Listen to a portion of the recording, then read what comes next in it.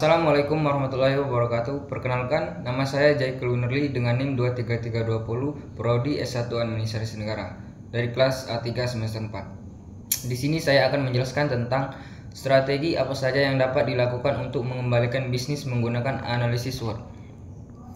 Yang pertama yaitu strength atau kekuatan. Penguatan sumber daya sinergisme memungkinkan penggabungan sumber daya, modal, teknologi, keahlian, jaringan dari berbagai pihak, menghasilkan kekuatan yang lebih besar daripada jika bekerja sendiri. Ini meningkatkan efisiensi dan efektivitas. Pengembangan pasar yang lebih luas. Kerjasama memungkinkan akses ke pasar yang lebih luas dan beragam, atau meminimkan risiko dan memaksimalkan potensi keuntungan. Inovasi dan kreativitas. Gabungan keahlian dan perspektif yang berbeda dapat memicu inovasi dan kreativitas yang lebih tinggi, menghasilkan produk atau layanan yang lebih baik dan kompetitif.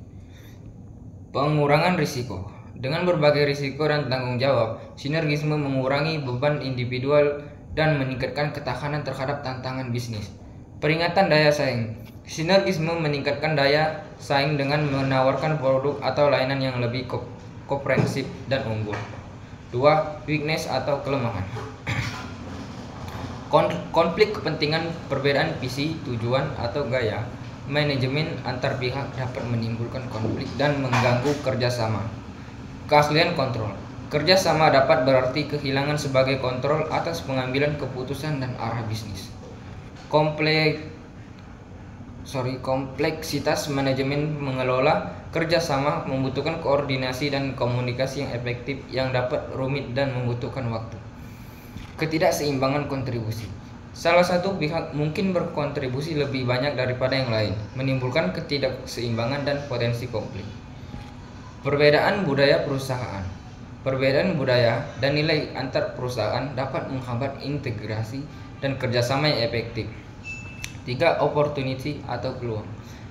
Ekspansi pasar baru. Sinergisme membuka peluang untuk memasuki pasar baru dan menjangkau pelanggan yang lebih luas.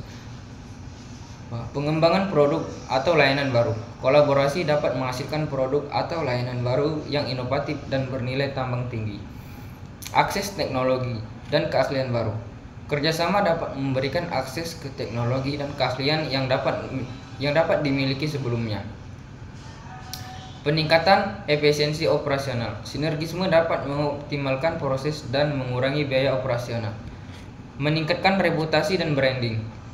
Kerjasama dengan perusahaan termuka dapat meningkatkan reputasi dan daya tarik merek. 4. Threats atau ancaman. Persaingan yang ketat. Kerjasama mungkin menghadapi persaingan yang kuat dari perusahaan lain yang juga menerapkan sinergisme. 2. Perubahan kebijakan pemerintah. Perubahan regulasi atau kebijakan pemerintah dapat mengganggu kerjasama. Ketidakstabilan ekonomi. Kondisi ekonomi yang tidak stabil dapat berdampak negatif pada kerjasama. Kegagalan mitra kerja. Kegagalan atau masalah yang dialami oleh salah satu mitra kerja dapat mempengaruhi seluruh kerjasama. Perubahan tren pasar. Perubahan tren pasar yang cepat dapat membuat kerjasama menjadi usang dan tidak relevan. Kesimpulan, analisis SWOT menunjukkan bahwa sinergisme memiliki potensi besar untuk mencapai puncak, tetapi juga memiliki kelemahan dan ancaman yang perlu dipertimbangkan dan diantisipasi. Suksesnya sinergisme beruntung pada perencanaan yang matang, pengelolaan yang efektif, dan kemampuan untuk mengatasi tantangan yang mungkin muncul. Penting untuk membangun kerjasama yang solid dan saling menguntungkan dengan mitra yang tepat, serta memiliki strategi yang dapat adaptif terhadap perubahan pasar dan kondisi lingkungan bisnis. Sekian, terima kasih.